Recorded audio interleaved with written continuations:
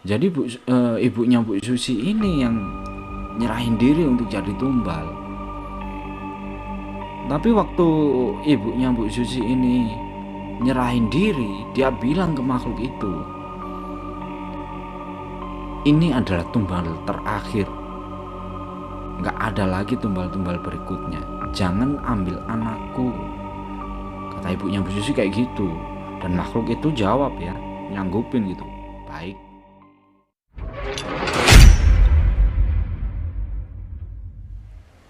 Ini lanjutan dari cerita di part sebelumnya ya. Setelah Mas Adi dan Mas Wawan ini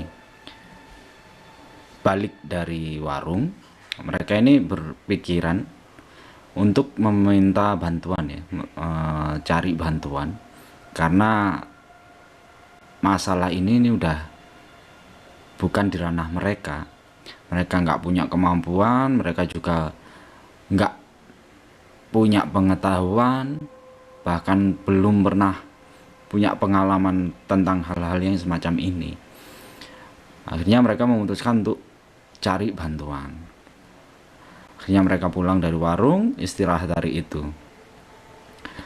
Beberapa hari berikutnya, akhirnya mereka ini memutuskan untuk datang ke kakaknya.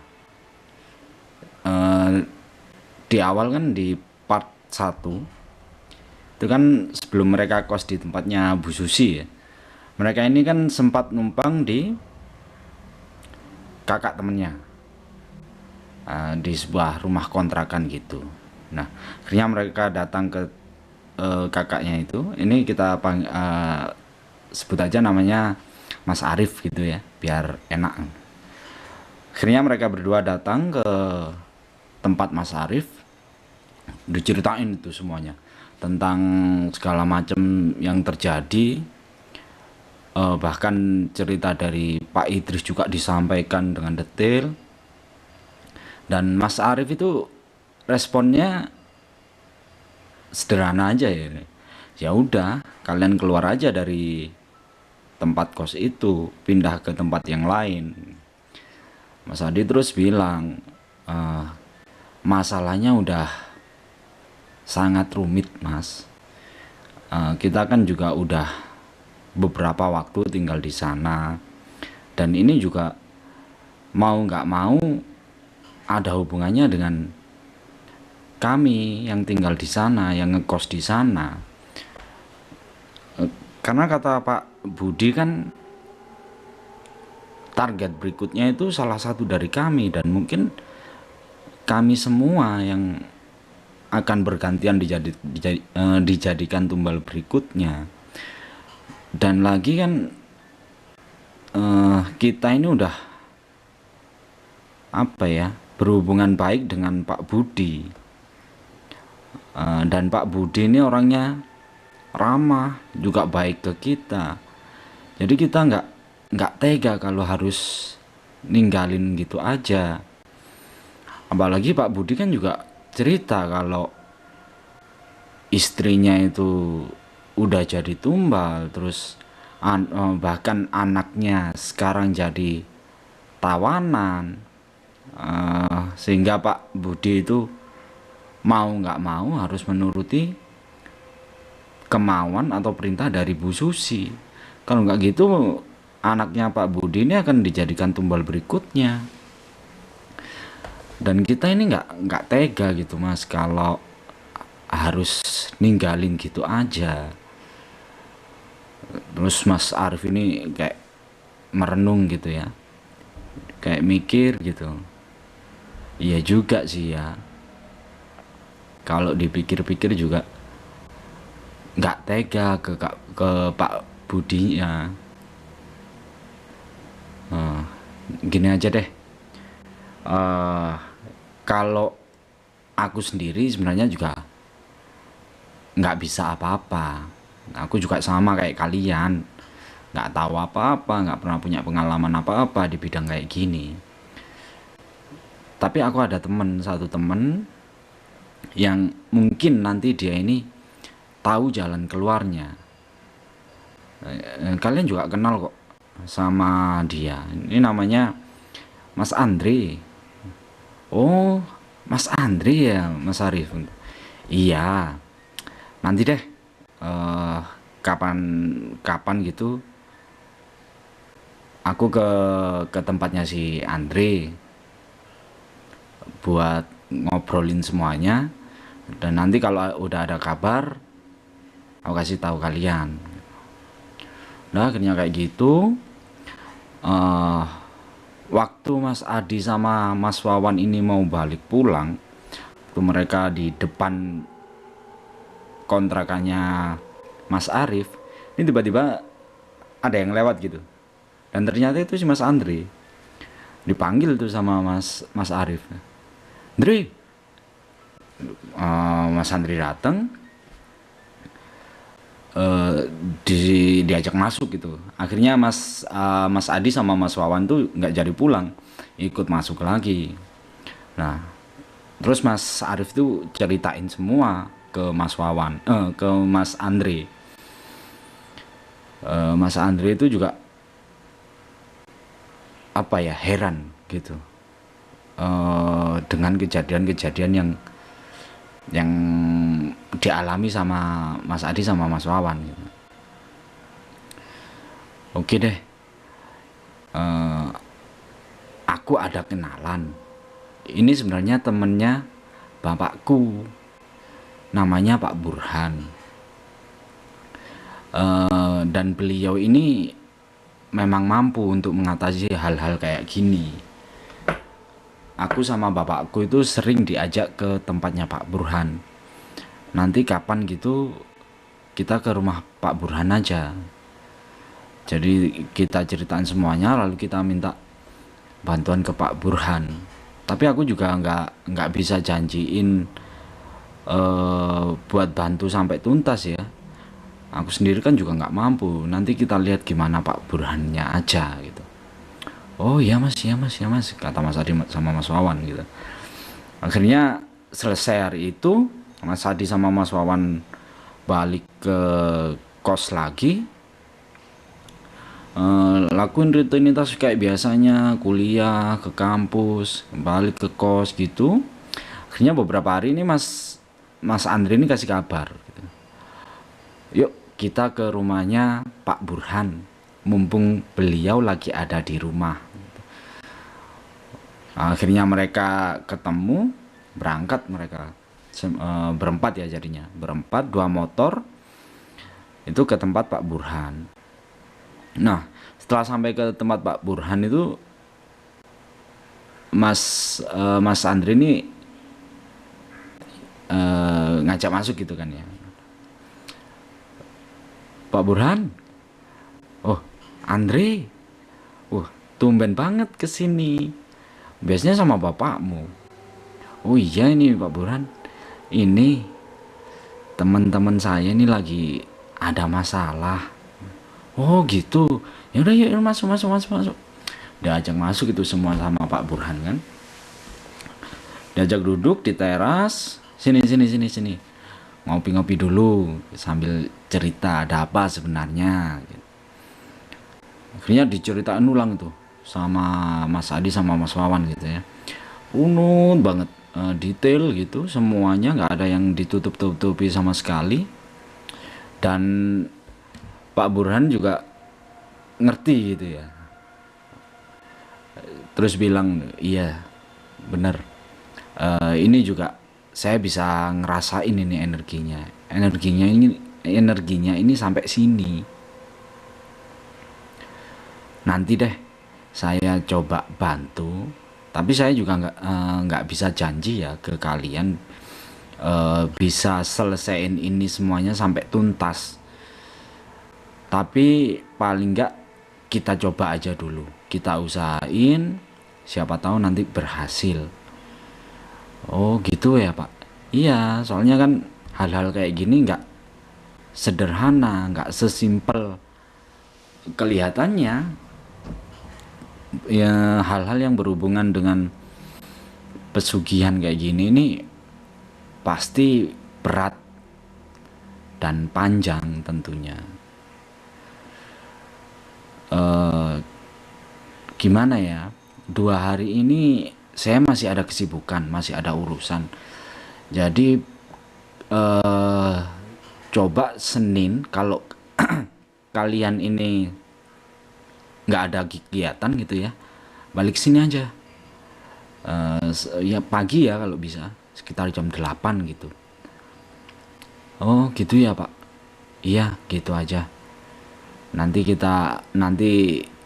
kita telusuri kayak gimana gimananya. Saya juga bakalan perhatiin lebih jauh biar lebih paham lagi. Oh iya Pak. Akhirnya mereka balik tuh, pulang semua. Sebelum itu Pak Pak Burhan juga sempet kasih pesan gitu ya. Ini nanti kalian persiapan aja hari Senin, karena kelihatannya atau kemungkinan kita bakalan keluar kota. Nanti kita bakal nginep 2 atau 3 hari kemungkinan. Jadi kalian persiapin aja segalanya, bekal-bekal atau urusan apapun. Jadi nanti ketika kita berangkat lega gitu, nggak ada beban. Akhirnya 2 hari itu disiapin semua sama Mas Adi sama Mas Wawan gitu, sama yang lain juga. Soalnya kan mereka masih kuliah ya, jadi mereka atur perizinan ke kampus, TA juga ya, titip absen ke yang lain. Pakaian-pakaian juga disiapin semua untuk keperluan 2 sampai 3 hari. Akhirnya tiba hari Senin, sebelum jam 8 ini mereka berempat udah ada di rumah Pak Burhan gitu ya. Dan Pak Burhan sendiri ini udah nyiapin mobil. Ini mobil gede ya, sejenis Jeep gitu atau off-road lah, sejenis off-road.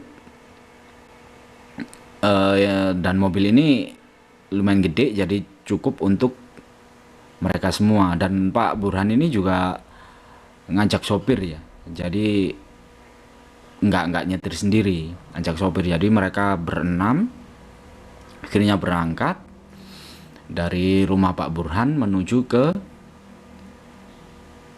ini sisi barat kota Jogja.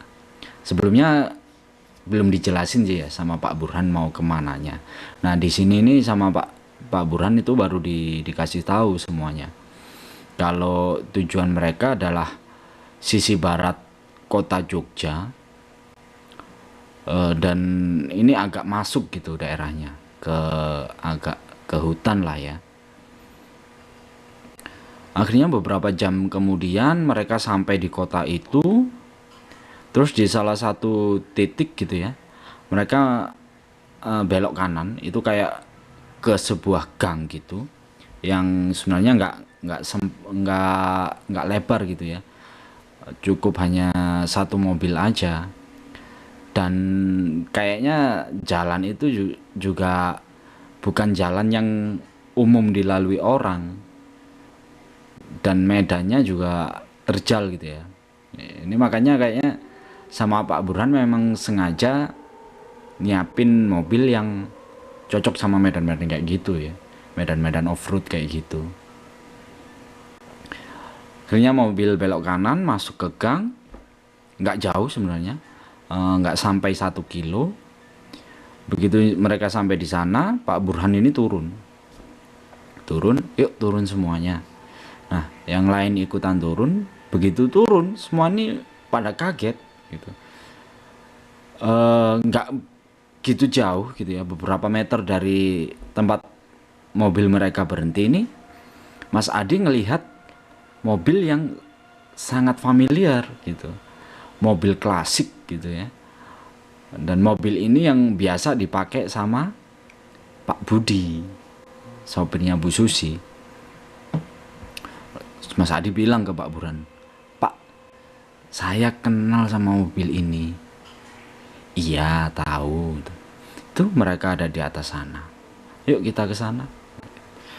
Akhirnya mereka jalan kaki menuju ke atas gitu ya, ngikutin Pak Burhan.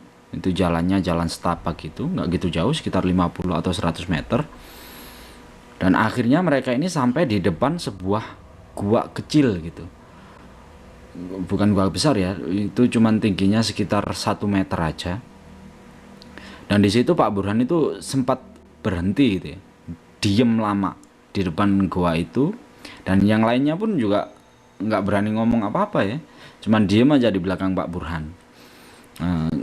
Setelah beberapa menit gitu, akhirnya Pak Burhan noleh ngomong ke semuanya gitu, biar saya aja yang masuk ke dalam, kalian tunggu di sini.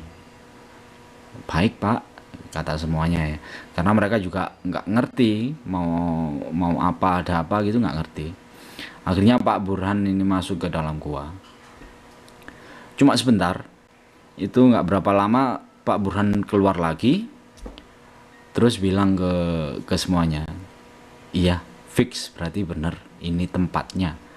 Karena di dalam saya juga ketemu sama Pak Budi kan ya, sopirnya Bu Susi. Oh, Pak Budi ada di dalam Pak. Iya, Pak Budi ada di dalam. Cuman sayangnya Bu Susi nggak ada di dalam, cuman Pak Budi sendiri. Loh, terus kemana Bu Susi Pak? Wah, kurang tahu ya. Ini kan Mas Adi sama Mas Wawan itu apa ya, kepikiran gitu ya, ini sebenarnya ada apa gitu, kok sampai kayak gini rumitnya, masalah sedalam gini. Mereka benar-benar nggak nyangka kalau masalahnya bakal sampai kayak gini gitu loh. Pikir mereka cari bantuan ke orang yang ngerti, selesai udah gitu. Mereka nggak ada pikiran sama sekali kalau mereka sampai harus datang ke tempat kayak gitu, masuk ke dalam gua, nginep di tempat yang seperti itu. Mereka ini benar-benar nggak kepikiran gitu sampai sejauh itu. Akhirnya Pak Burhan ngomong, dah nanti nanti kita tunggu aja Pak Budi sampai keluar, biar beliau yang cerita semuanya, sebenarnya ini ada apa. Akhirnya mereka balik ya. Pak Burhan juga bilang ke Pak sopirnya, nah Pak dikelar aja di sini tikarnya. Itu mereka gelar tikar itu di tengah-tengah antara gua sama tempat parkir ya. Jadi ada di tengah-tengah gitu, di sebelah jalan mereka ketika mereka lewat tadi. Dah itu dikelar tikar, makanan disiapkan, karena kan mereka belum makan ya, makanan disiapkan, ngopi, ngeteh gitu. Nah, nggak berapa lama berikutnya, sekitar setengah jam, ini Pak Budi baru keluar. Pak Budi, ini Pak Burhan ya yang nyapa. Pak Budi, sini dulu Pak, duduk sini gitu. Oh iya Pak, kata Pak Budi ya. Pak Budi datang, kumpul di situ juga. Terus Pak Burhan ini ngomong, jadi gini Pak, sedikit banyak saya ini udah tahu lah ceritanya. Dari Andi sama Wawan juga udah cerita. Cuman kalau lebih jelasnya Pak Budi bisa cerita lagi, diulang lagi semua ceritanya dari awal juga nggak apa-apa Pak, kata Pak Burhan gitu ya. Oh iya Pak Burhan, saya juga udah cerita lumayan banyak ke Mas Adi sama Mas Wawan, tapi sebenarnya saya kurang nyaman atau nggak enak ya kalau cerita di tempat kayak gini, kata Pak Budi gitu. Pak Burhan nyautin gitu, udah nggak apa-apa Pak, tenang aja, ini di sekitar kita udah, ya bilang aja kalau udah saya pagari gitu. Jadi apapun yang Pak Budi ceritakan mereka nggak bakalan dengar yang ada di sini gitu. Oh gitu ya Pak, iya, jadi tenang aja, monggo diceritakan. Akhirnya Pak Budi itu cerita lagi ya kejadian semuanya, tapi agak sedikit ragu-ragu gitu ya, karena di tempat itu ceritanya agak sedikit ketakutan Pak Budi ini. Akhirnya diceritain semuanya sama Pak Budi, mulai dari awal lagi gitu ya. Jadi makin kesini ini makin jelas semuanya gitu, dengan apa yang terjadi sebenarnya. Mas Adi sama Mas Wawan ini juga makin mikir gitu ya, wah, dan makin ketakutan gitu. Karena kan ini benar-benar udah dalam masalah ini, udah nggak sesederhana yang mereka kira di awal. Sampai ada tumbal-tumbal kayak gini gitu, mereka benar-benar nggak kepikiran sama sekali gitu.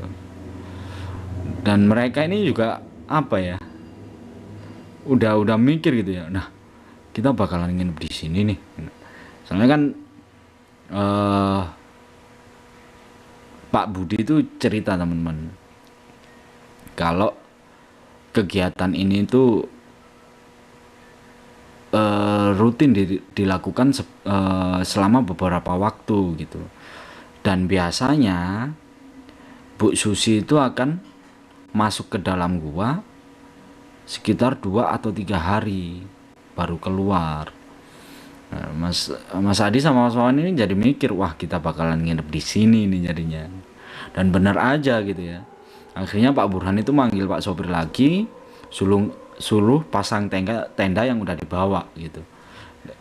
Dan itu bukan tenda baru atau tenda yang bagus gitu ya. Tendanya sendiri udah agak buluk dan kapasitasnya itu cuman 3 sampai 4 orang.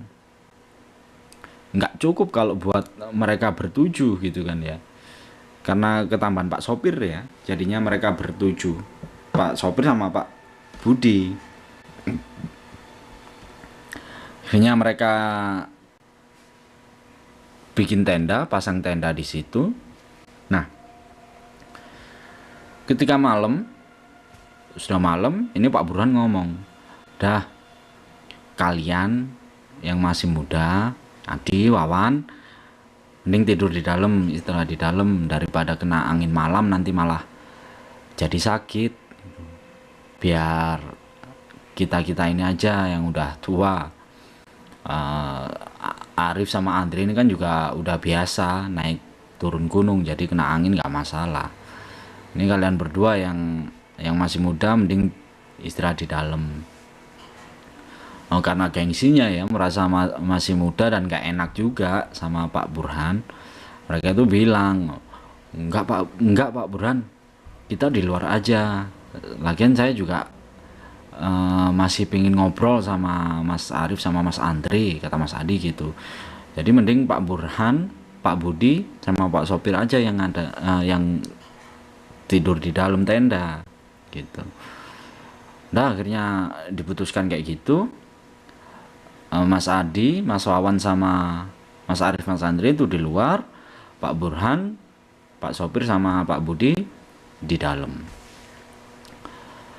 Namanya nginep di hutan teman-teman ya, itu kan apalagi di tempat kayak gitu ya, yang buat tempat pesugihan babi ngepet, bukan tanpa gangguan mistis sama sekali.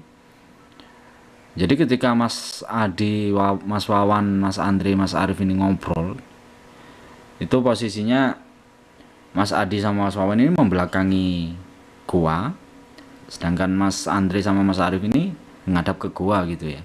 Cuman guanya gak kelihatan karena tertutup semak-semak. Itu kan di tengah-tengah ya mereka bikin tenda gitu. Nah, Mas Andri ini tiba-tiba itu kayak apa ya, ngelihat di belakangnya Mas Adi itu, di semak-semak itu ada 2 bola mata itu warna merah nyala gitu. Mas Burhan ini akhirnya bilang ke Mas Adi sama Mas Wawan, Adi, Wawan, pindah sini. Akhirnya Mas Adi sama Mas Wawan pindah, jadi mereka berkumpul jadi satu gitu ya, nggak berhadapan-hadapan lagi, kumpul jadi satu. Nah Ketika Mas Adi sama Mas Wawan ini berpindah, itu dari semak-semak itu keluar sosok. Ini matanya gede, badannya juga gede banget. Itu sekitar 3-4 meter gedenya, berbulu hitam. Itu berdiri di depan mereka berempat gitu ya. Karena panik, mereka ini kasak kusuk gitu, berdoa sebisanya, udah baca doa yang kalian bisa gitu. Karena itu kan berisik gitu ya, karena gerak gitu.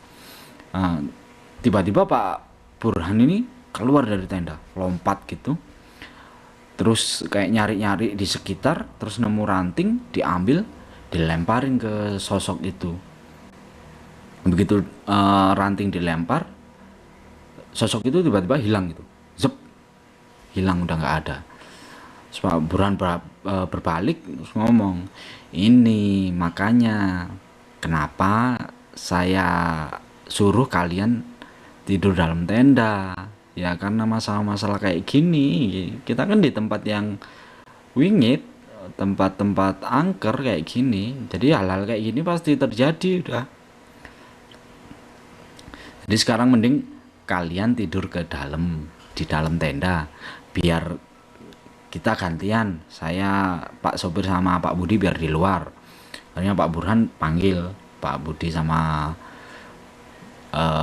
Pak sopir ya keluar, yuk gantian gitu, biar anak-anak yang tidur dalam tenda.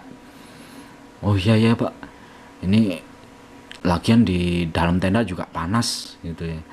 Yang mereka tukeran tempat gitu ya, ganti shift lah ya, ganti yang jaga gitu. Nah pagi harinya sekitar jam 8 jam 9 mereka lagi nyiapin sarapan itu ya, yang dari pagi itu mereka udah bikin teh, bikin kopi gitu. Terus waktu nyiapin sarapan, tiba-tiba itu dari arah goa itu kedengeran suara gluduk gluduk gluduk gluduk. Itu lumayan kenceng ya, sampai denger ke tempat mereka. Tapi suaranya ini gema gitu loh teman-teman, kayak suara dalam gua. Suara dalam gua itu kan pasti gema ya, karena ruang kosong, sekitarnya ini batu juga, pasti suara itu jadi bergema gitu, kenceng, lumayan kenceng sampai ke tempat mereka, gluduk gluduk gluduk. Itu Mas Adi sama Mas Wawan itu kan bingung, tanya ke Pak Burhan, suara apa itu Pak? Udah biarin aja, kita nikmatin aja, nggak usah dipikir, biarin aja, kita nikmatin aja di sini. Yuk sarapan dulu. Itu Pak Burhan berusaha ini ya, bikin suasana tenang lagi gitu. Dan suara itu tuh terus-terusan teman-teman. Sekitar 1 jam sekali gitu pasti bunyi lagi, 1 jam sekali pasti bunyi lagi. Dan akhirnya malam ya, sekitar jam 8-an itu suara terus ya, sekitar 1 jam bunyi gitu sampai jam 8 malam. Itu tiba-tiba suaranya ini jadi lebih kenceng lagi, gluduk gluduk gluduk, tapi lebih kenceng dari yang siang tadi. Mungkin karena malam ya, suasana jadi lebih sunyi, jadi suaranya kedengarannya lebih kenceng lagi gitu. Nah akhirnya sekitar jam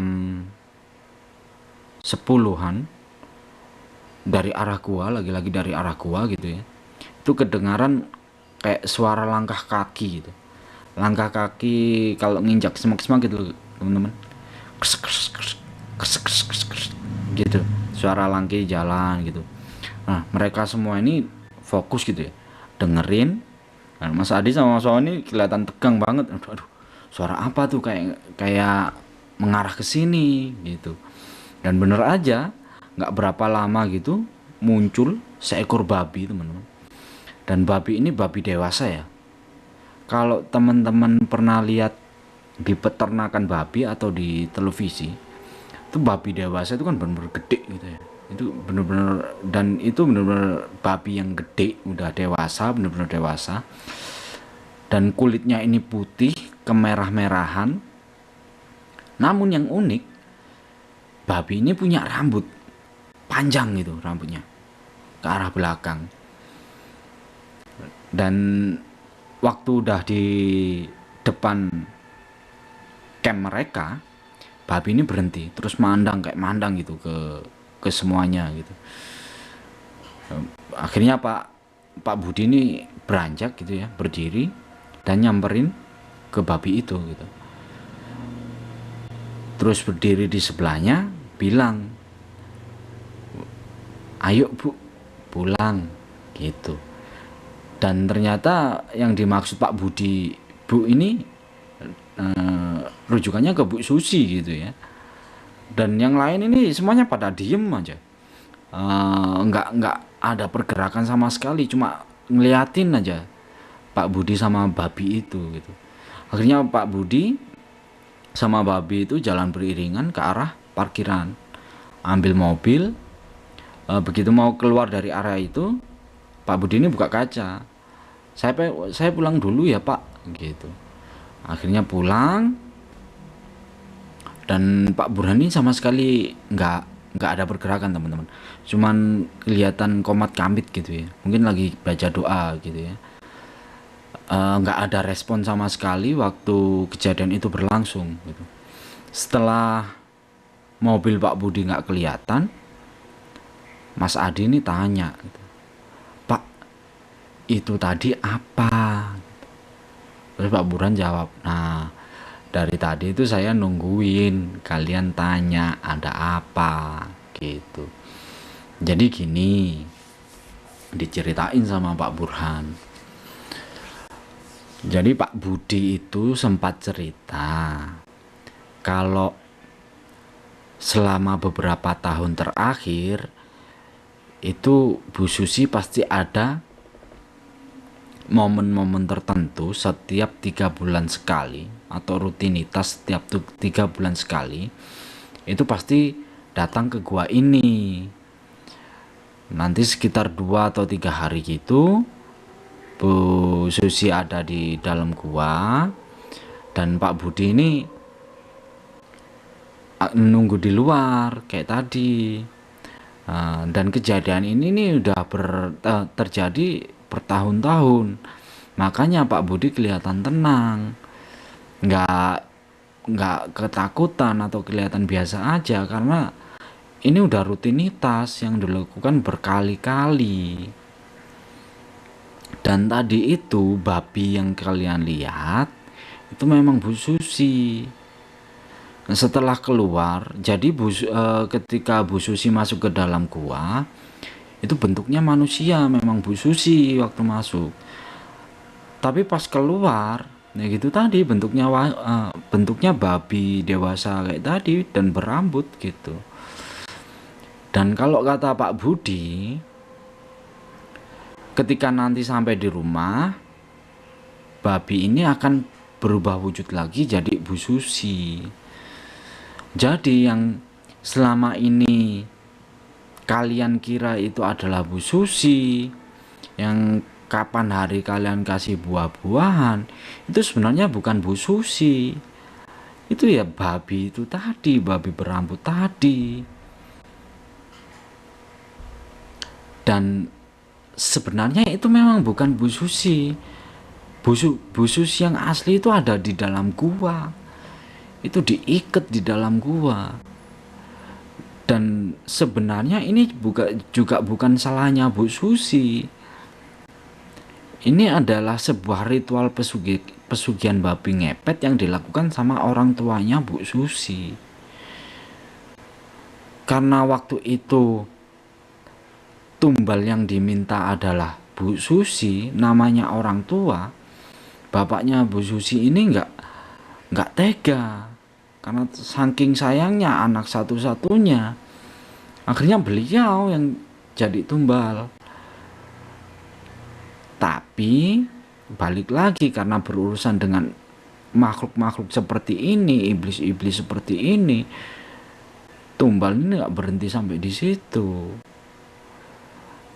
Setelah 1 tahun, babi ini, makhluk-makhluk ini minta tumbal lagi. Karena ibunya Bu Susi juga nggak tega sama Bu Susi karena sayang.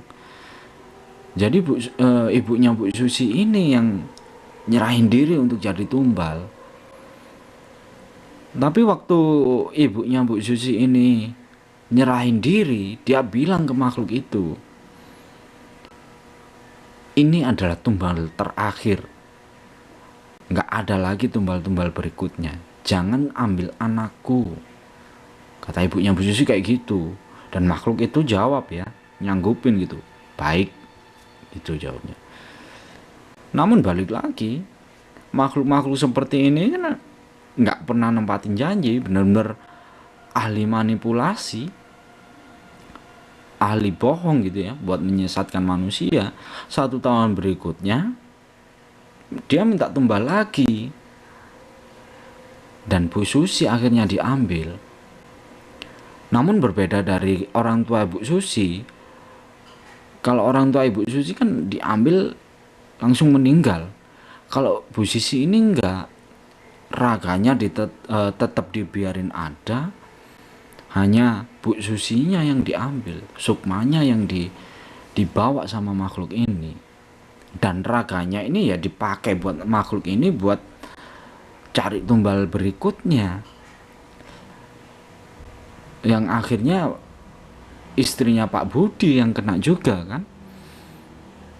Dan gak hanya itu aja, ada beberapa orang juga yang sempat tinggal di kosan kalian, itu yang jadi tumbal jadinya. Tapi balik lagi, itu bukan Bu Susi, bukan kesalahannya Bu Susi. Ini adalah kesalahan dari kedua orang tuanya Bu Susi. Kasihan mereka semua ini ada di dalam gua sana. Dan sosok yang kalian kira itu suaminya Bu Susi, itu juga sama. Itu bagian dari golongannya mereka, bagian dari golongan iblis-iblis ini, bagian dari golongan jin-jin ini. Jadi itu bukan manusia. Setelah dengar cerita kayak gitu kan, Mas Adi sama Mas Wawan, Mas Arif, Mas Andri juga apa ya, panik gitu kan ya. Dan sedikit ada rasa penyesalan gitu. Kenapa sampai terlibat dengan hal yang kayak gini gitu. Dan ini benar-benar di luar jangkauan mereka, bukan ranah mereka sama sekali. Mereka makin ketakutan di situ. Takut kalau terjadi apa-apa gitu ya. Takut seandainya jadi tumbal atau segala macam kayak gitu. Akhirnya Pak Burhan ini bilang lagi, dah kita malam ini udah selesai, kita nggak perlu nginap lagi di sini. Yuk kemas-kemas, kita beresin semuanya, jangan sampai ada yang tinggal. Kita pulang, kita istirahat. Gitu kata Pak Burhan. Akhirnya mereka beberes semuanya, dicek, nggak ada yang ketinggalan, balik mereka. Perjalanan pulang. Nah, akhirnya Mas Adi sama Mas Wawan ini diturunkan, Mas Arif sama Mas Andri diturunkan juga di kos, di tempatnya masing-masing ya. Udah, kalian langsung pulang aja. Untuk motor bisa kalian ambil besok deh ke rumah. Ini biar nggak ribet malam-malam kayak gini gitu. Sebenarnya Mas Adi sama Mas Wawan ini punya pikiran untuk nginep ya di tempatnya Mas Arif. Tapi sama Pak Burhan ini nggak dibolehkan gitu, nggak diizinin. Jangan, kosan kalian jangan ditinggalkan. Kalian nginep aja di kos, tetap di kos. Kalau urusan motor gampang lah, bisa diambil besok ke rumah. Akhirnya mereka setuju. Mas Adi, Mas Wawan pulang ke kos, Mas Arif, Mas Andri juga pulang ke tempatnya masing-masing gitu ya. Akhirnya mereka istirahat hari itu. Dan kayaknya cukup segini ya teman-teman ya di part ketiga ini, karena memang ini ceritanya panjang banget. Ini masih lumayan panjang ceritanya, jadi kita cukup segini aja di part ini, biar lagi-lagi biar mempersingkat durasi. Teman-teman juga nggak bosen gitu ya dengerinnya, biar enak. Kita lanjut di part selanjutnya gitu ya. Oke teman-teman, terima kasih buat semuanya, buat para subscriber, buat yang udah like, udah kasih komen, dan udah share ke yang lainnya. Terima kasih banyak. Semoga siapapun itu yang saat ini sedang sakit, semoga lekas diberikan kesembuhan. Dan siapapun itu semoga kita selalu diberikan kemudahan dalam hal apapun, termasuk dalam hal rezeki ya. Amin amin ya rabbal alamin. Terima kasih semuanya. Wassalamualaikum warahmatullahi wabarakatuh.